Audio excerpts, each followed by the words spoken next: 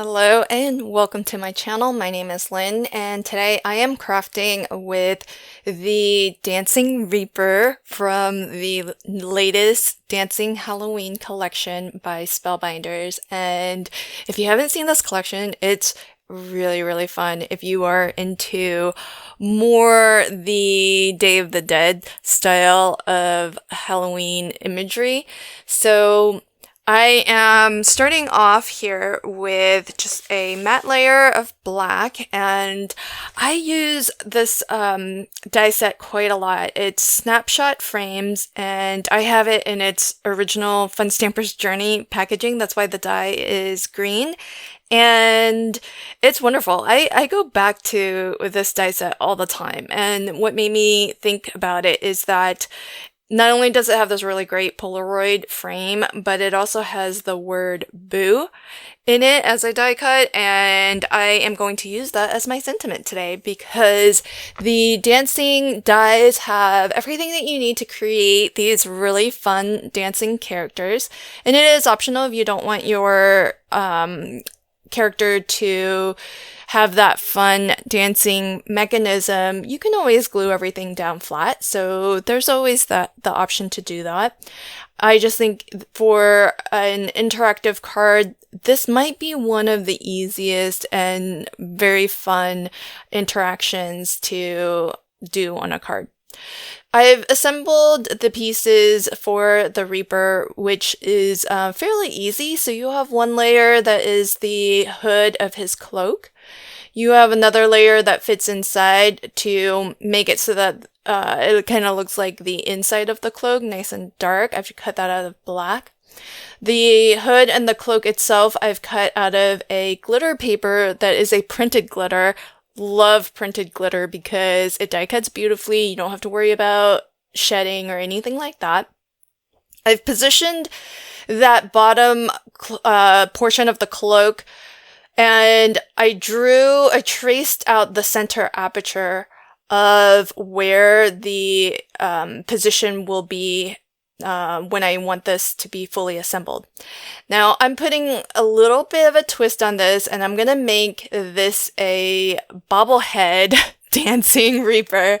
And I've got an action wobbler here that it just so happens that the back of the action wobbler will fit perfectly onto the what I call the donut shape of the dancing interaction piece.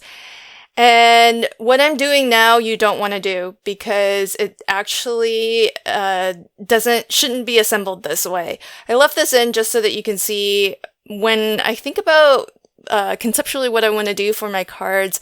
I don't always think everything through, and as I am filming and creating, I learn what is working and what's not working.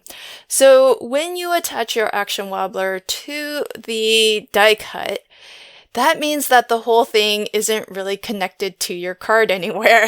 So thankfully I did use a little bit of liquid adhesive to glue that down initially, so I still had time to peel that off and try again.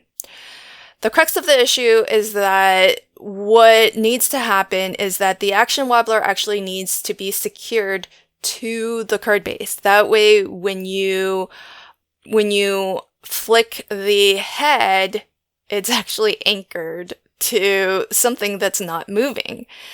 So what I'm going to do is actually put the action wobbler. I already have my foam dot, which actually, as it turns out, the Spellbinders foam squares that you get in the card kits, they work perfect. So all I need to do is position my action wobbler over my foam dot.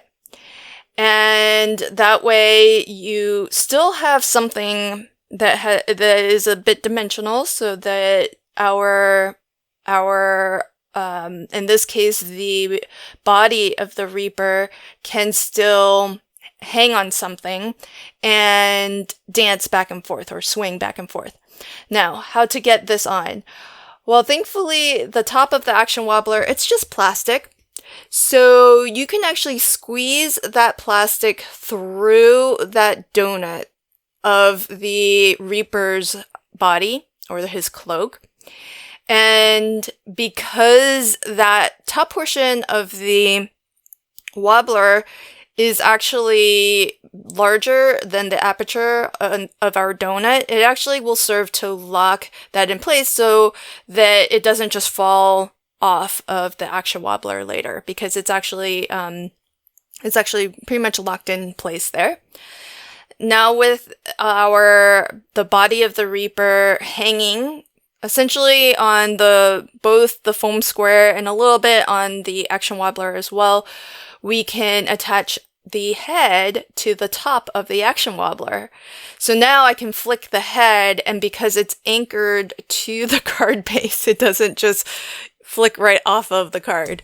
So that's working out well, but what I realized is that the body piece can sometimes, if you're swinging it really aggressively, it can actually travel down the spiral of the action wobbler.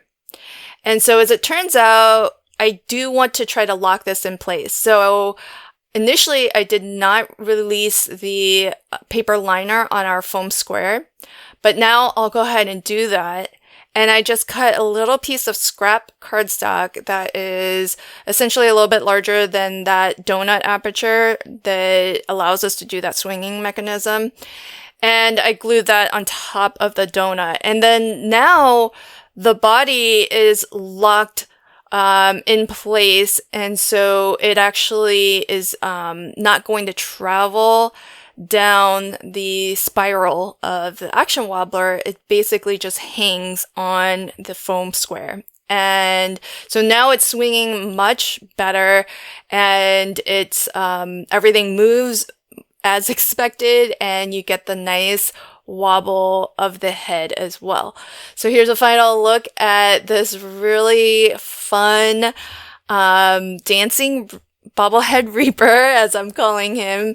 And it's kind of fun to do these, because I think, especially for Halloween cards maybe that you're sending to kids, I think they always get a kick out of being able to kind of play with the card a little bit and have that nice fun interaction with it. I hope that you enjoyed my card today. I'll leave links to everything in the description box below. And as always, I appreciate anyone who ever uses my affiliate links, because it does help me to keep my channel going and be able to offer new content. And I am so appreciative of that. So thank you again. And until next time, happy crafting and have a fabulous day. Bye.